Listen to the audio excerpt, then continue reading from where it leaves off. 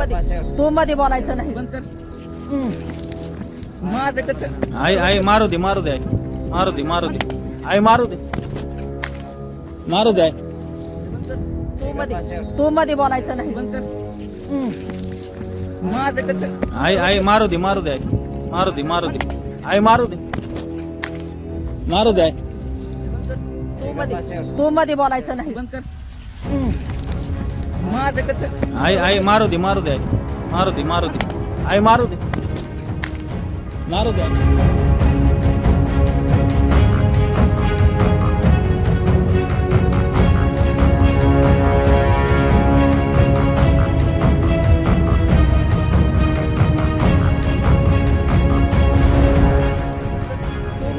तू मध्ये बोलायचं नाही.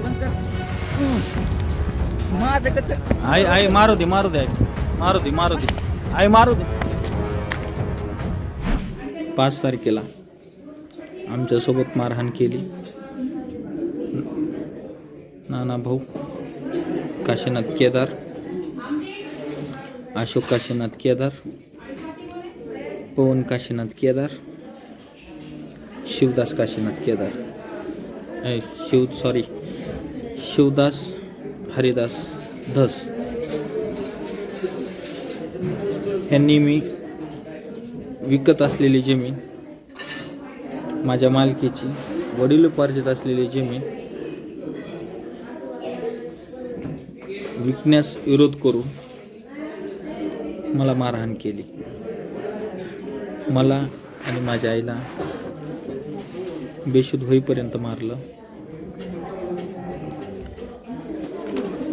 आम्ही फक्त एकच कारण की आम्ही त्याला विरोध केला की आम्हाला का त्रास देतो, आणि त्यानं न विचार करता मला मारायला चालू केलं, माझ्या आईला मारायला चालू केलं.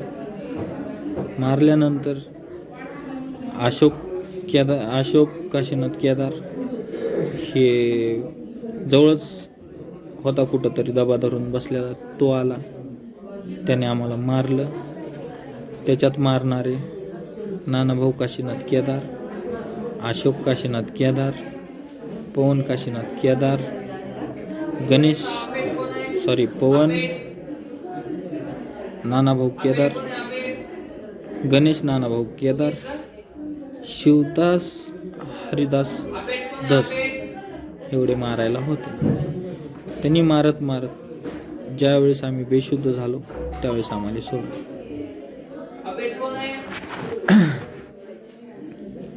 मी ज्यावेळेस शुद्धीवर आलो त्यावेळेस मी 112ला फोन केला. 112च्या कंट्रोल रूमला फोन करून सांगितलं की मला पोलीस मदत आणि ॲम्ब्युलन्सची मदत तत्काळ पाहिजे. ॲम्ब्युलन्सला त्यांनी सांगितलं की वेळ लागेल. पोलिसं सांगितलं की आम्ही कुठंतरी बाहेर आहेत, पोहोचू शकत नाही, तुम्ही कसं तरी पोलीस स्टेशनला या असं सांगण्यात आलं. त्यावेळी कसं तरी आम्हाला कोणी उचलायला सुद्धा जवळ उभारलेलं नाही. ॲम्ब्युलन्स आली त्यावेळेस आम्ही ॲम्ब्युलन्सनं केजच्या उपजिल्हा रुग्णालयात दाखल झालो. तर आम्ही आमची MLC केली, आम्ही उपचार घेतला. उपचार घेऊन आम्ही केज पोलीस स्टेशनला हजर झालो. हजर झाल्यानंतर तिथं आम्ही रीतसर तक्रार नोंदवली आणि त्यावेळी मी सविस्तर पोलिसांना सांगितलं होतं की आमच्या जीवाला धोका आहे, यांचा बंदोबस्त करा, नाहीतर हे आमच्यासोबत काही करू शकतात. पोलिसांनी सांगितलं तुम्ही जावा, आम्ही त्याला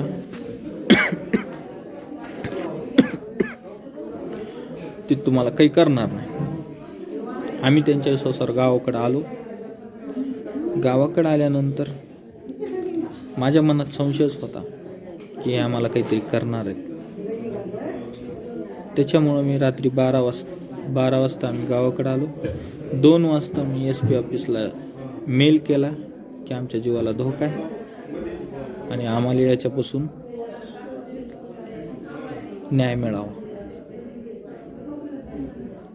त्यानंतर आम्ही दुसऱ्या दिवशी आमचं सकाळी उठून भांडणाचं नको, आम्ही सध्या राहत अंबेजोगाईला राहत असल्याने आम्ही अंबेजोगाईला निघालो. तितक्यात मला तार कंपाऊंड करण्यासाठी, जमिनीचे तार कंपाऊंड करण्यासाठी मला बोलवण्यात आलं.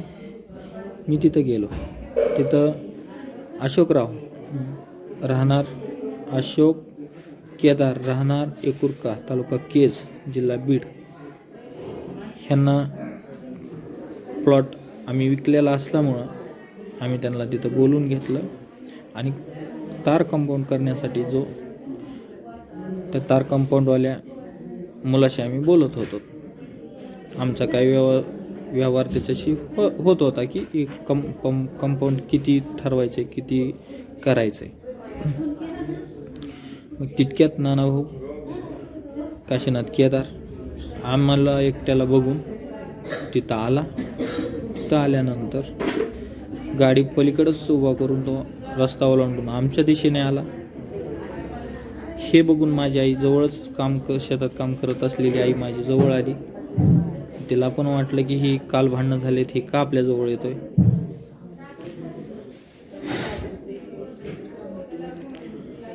जवळ आला. जवळ आल्यानंतर आम्हाला शिवीगाळ करू लागला. अशोकरावांना धमकी देऊ लागला, तुम्ही जर शेत घेताल, रान घेताल तर माझ्यापेक्षा बरं वाईट कोणी नाही आणि सगळ्यांना आम्ही मारलंय, तुम्हालाही माराय कमी करणार नाही. अशोकराव म्हणले, गप बसले. ते तिथून थोड्या आमच्याजवळ थांबले. तितक्यात 2-4 गाड्या आल्या.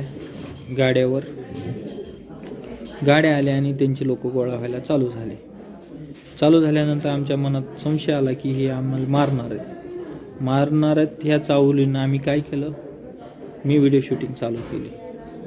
आमच्या 1-2 वेळेस अंगावर आला होता, त्याच्यामुळे मी व्हिडिओ शूटिंग चालू केली.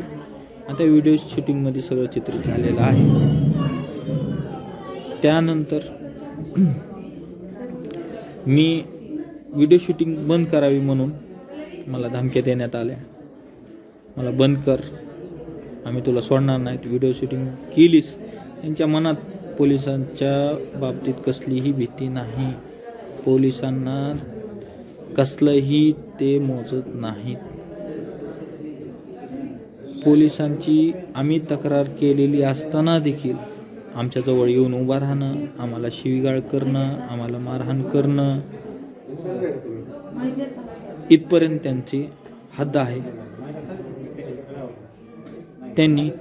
मी त्यांच्यापासून लांब जाण्याचा प्रयत्न केला. मी आणि आई आम्ही दोघंच होतो. आम्ही लांब जाण्याचा प्रयत्न केला तरी आमच्याजवळ येऊ आम्हाला ते मारण्याचा प्रयत्न करायला लागले. तितक्यात जवळ येऊन अशोक काशीनाथ केदार, नानाभाऊ काशीनाथ केदार हे दोघंजण आमच्या अंगावर आले. अशोक काशीनाथ केदारने आईच्या 2 कानाखाली मारल्या. आई खाली पडली असलेले एक जवळच असलेले लाकूड घेतलं आणि ते फिरून आईच्या डोक्यात मारायचा प्रयत्न केला. आईने ते लाकूड चुकवलं. आईच्या हाताच्या खाली लागलं, बरगाडीत लागलं. बरगाडीत लागल्यानंतर दुसरी काठी तशीच फिरून आईच्या डोक्यात घालण्याचा प्रयत्न केला. ती पण चुकली. ती दुसऱ्या बरगडीत लागली आणि तिसरी काठी तशीच फिरून डोक्यात घालण्याचा प्रयत्न केला. तितक्यात वैशाली, अशोक केदार, अश्विनी, नानाभाऊ केदार यांनी आईच्या केस पकडून खाली वाकविल्यामुळं ती आईच्या पाठीत काठी लागली. ते लाकूड होतं. लागलं असल्यानं आईला बरगडी मोडल्याचा अंदाज आला किंवा काय झालं, आई बेशुद्ध पडली. महाराष्ट्रातील सर्व बातम्यांचे विश्वासार्ह व्यासपीठ, सकाळच्या सर्व सोशल मीडिया प्लॅटफॉर्मला लाईक, फॉलो आणि सबस्क्राईब करा. तसंच सर्व नोटिफिकेशनसाठी बेल आयकॉन प्रेस करायला विसरू नका.